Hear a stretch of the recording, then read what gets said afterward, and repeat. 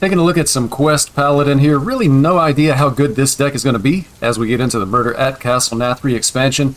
Off the top, I'm afraid that the deck may actually be a little bit weak. We don't really have any from-hand damage, there's no reach whatsoever. It's just going to be a tempo-based deck. We're going to play stuff on the board, and we need minions to stick to be able to punch our opponent in the face. As far as the mulligan, we're definitely going to keep the quest, and then we would be looking for 1-drops, specifically Sinful Sous Chef is amazing. Blessed Goods should be really good as well. We'd be looking for additional 1-drops off of that. And we're going to get going. Druid, no idea really what Druids are playing right now. Could be Death Rattle. Looks like a pretty decent starting hand. It's a Renathal Druid, so that's going to give us 10 extra health that we're going to have to get into. So we just want to complete the quest as quickly as we can, and then try to kill our opponents from there.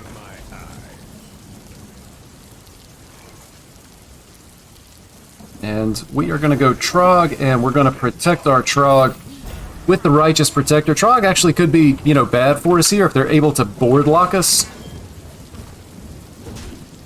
Using the Trogs, then we can't play other stuff, which would be bad, but we don't necessarily have a choice. This is going to be free at some point, though. That'll be good. So we're going to see if we can discover an additional 1-cost card here to be able to advance our quest. It is going to be the Avenge here, so we're just going to get the Avenge in play. It advances our quest, and it also ends up being pretty good to go along with our Trog here. Again, we're just kind of hoping that we don't get board locked by Trogs and then unable to do other things. Next turn, likely just going to be a Buffet Biggin. Again, no idea just how good this deck is actually going to be, but you don't know if you don't test, and so we play for science. And Sinful Sous Chef is actually a really good pickup here because we're going to be able to complete this part of the quest and make some headway on the next part of the quest.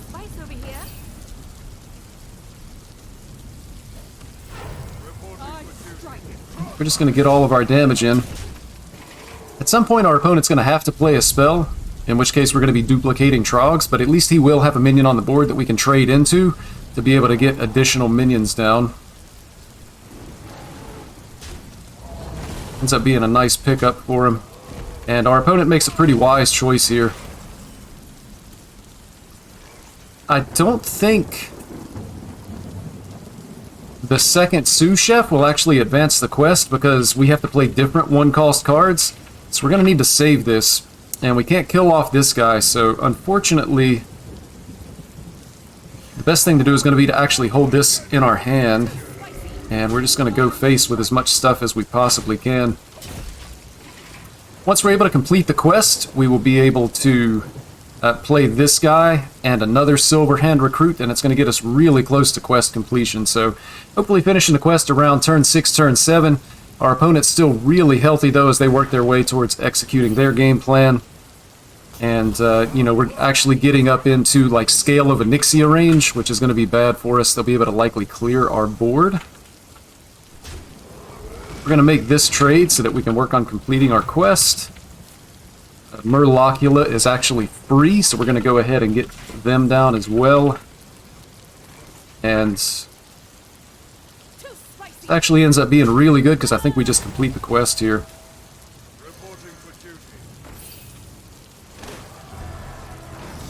Hero Power's now summoning 2 1/1s, which is going to be good for us. And then we just play these 3. In addition to our free Murlocula, we'll be able to complete the quest. So, actually probably looking for a little bit more value with this. Noble Sacrifice is actually pretty good because it's going to be able to protect our stuff.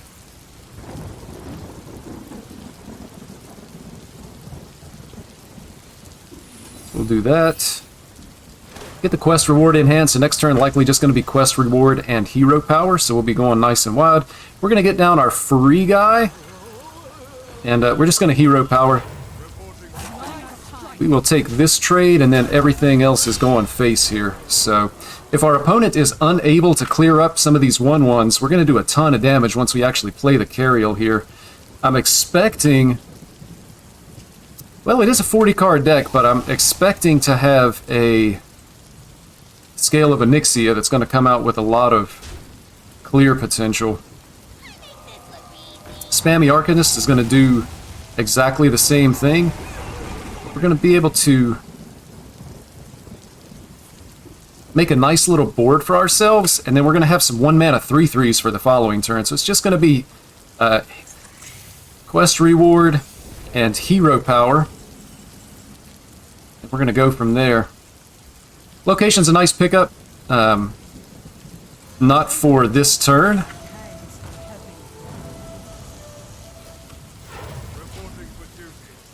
But it could be good if our opponent's able to play out a sizable taunt.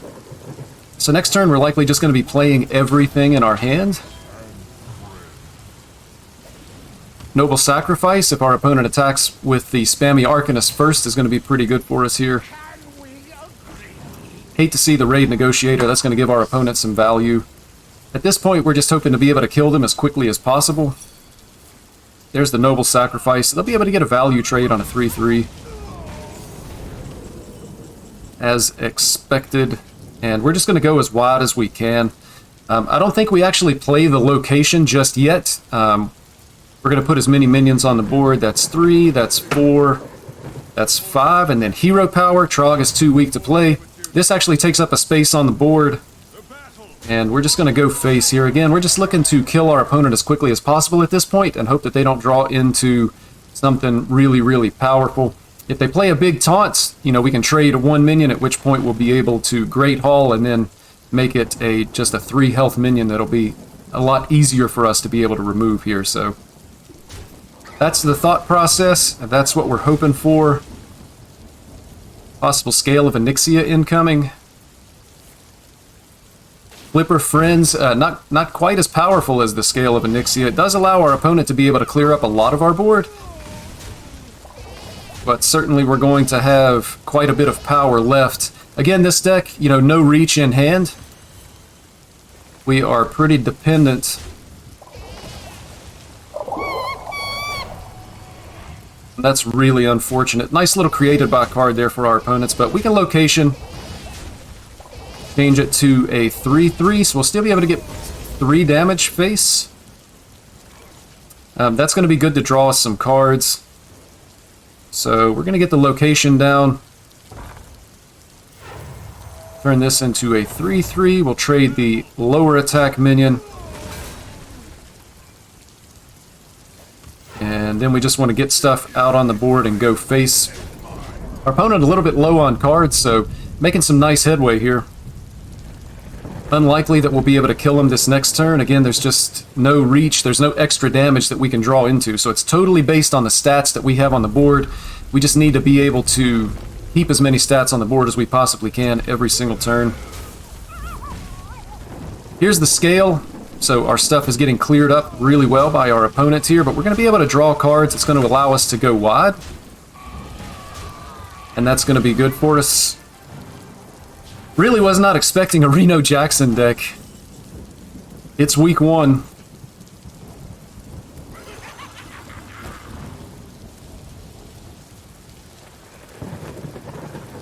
Interesting. So Ram Commander is probably the least valuable of these.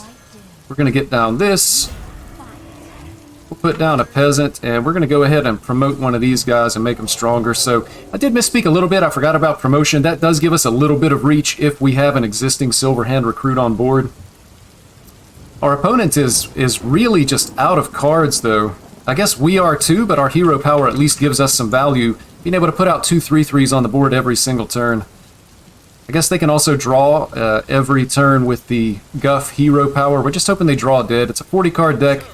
Certainly they have some bad cards, but unfortunately, Sire Denathrius is just going to end the game here. We're never going to be able to kill our opponent from this point, so we will concede. Unfortunately, just no other choice there. So deck was just a little bit too slow to be able to beat this Druid, unfortunately. Another Druid, our game plan is going to be the same as it was last game. We're always keeping the quest, and then we're just looking for 1-drops and ways to be able to complete the quest. Ram Commander is going to give us a couple of 1-mana minions. Quest on turn 1. So I can already say from the first game, Quest Paladin just doesn't really feel all that powerful.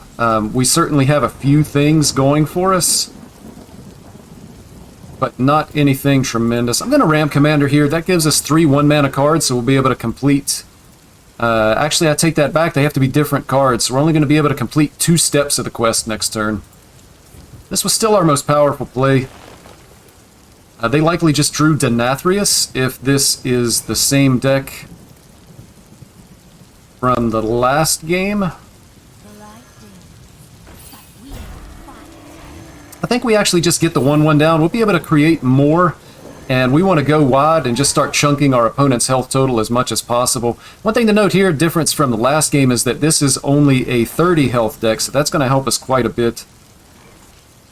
Sous Chef completes the quest. We'll be able to, I believe, just play the Ram Commander here. Again, we're going wide. We're trying to push as much damage as we possibly can while we're completing the quest. And that's going to give us 1 more quest progress, I believe.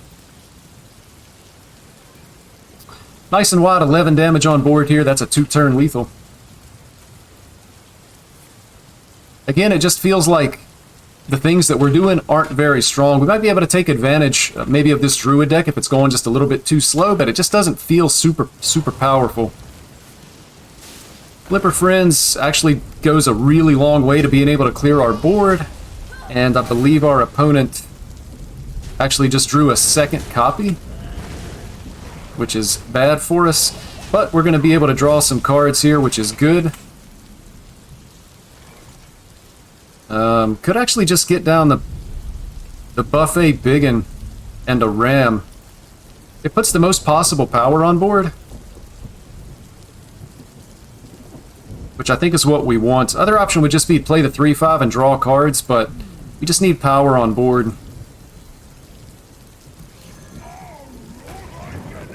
And I just want to get the other Ram down, I think. All damage going face. And you can see there we did not advance the quest because we had already played 1/1-mana Ram. So if we had been able to complete part 2, then it would have given us credit for part 3, but they have to be individual, or rather different cards, just like it says on the card here. But it's an easy mistake to make. I played this on purpose because I'm just trying to get power on the board and hopefully be able to kill our opponent. We're going to have to draw some cards here. And we'll play a Trog. These are actually both infused. Let's see if we get something better than a Trog.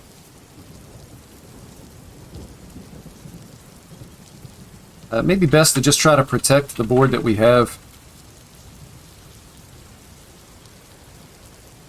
I'm gonna get the Trog down. Again, just send an all damage face. So you can see we're a little bit slower completing the quest this game as well. We'll be able to finish part 2 of the quest next turn, but then we're still going to need quite a bit to be able to complete the quest. So our opponent's at 11, but we're just not going to have any power on the board left. Again, they're avoiding killing this, trying to slow down our quest completion. Is it just the 1/1s? Like, how good is it? We played this, complete part 2. Maybe that actually is better. So we complete the quest.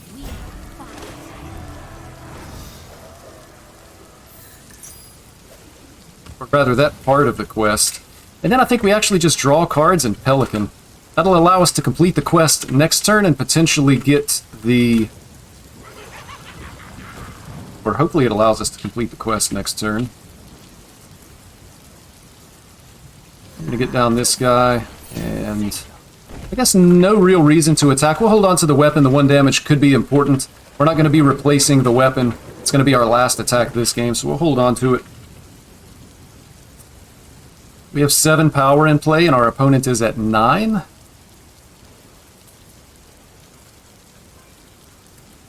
We can actually turn this into a 3/3 and potentially find lethal.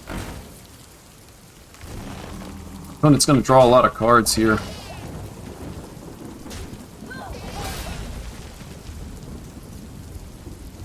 We're going to have the free Murlocula. Actually, I guess not free. Or not yet free, but it will be.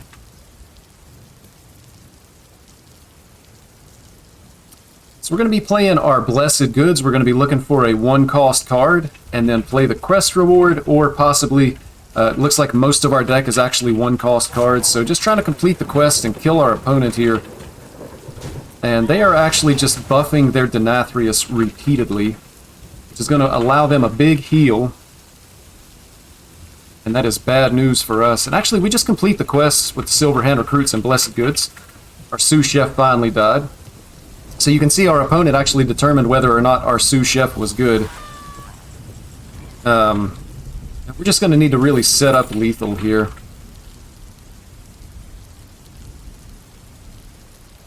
Can't attack heroes. It's just the Reckoning, to be honest. So we play both Silverhand Recruits, and we're going to play the quest reward, which is going to give us the most possible power on board. You're going to go face.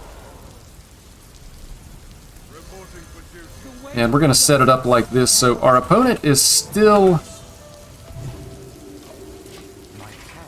hopefully 1 mana away from being able to play a Denathrius that would clear our board and heal us up. We have the Great Hall to be able to deal with a big minion that comes down. Maybe Reckoning would have been better. I think as soon as his Denathrius is played and does all that damage, the Denathrius would die. But it's still going to heal our opponent a significant amount. They could also innervate it out. Only 1 innervate used so far. Only 9 cards left in the deck, so that's definitely a concern.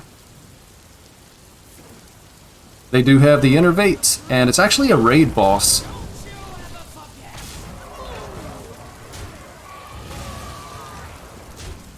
Which leaves us with exactly nothing on the board. And a highly infused Denathrius likely in hand. So I believe we're going to go as wide as we can.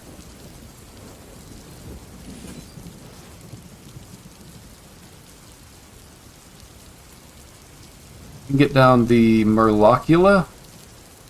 Let's see what we get out of this. This draws another Murlocula. It's Noble Sacrifice.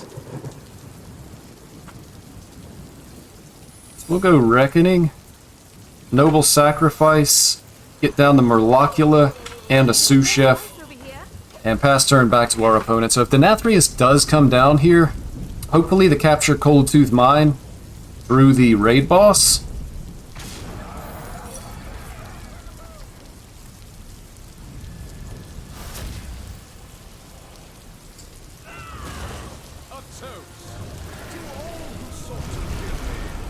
Yeah, really unfortunate here. Our opponent just healed all the way back to full. We can deal with this. Hopefully that was their win condition.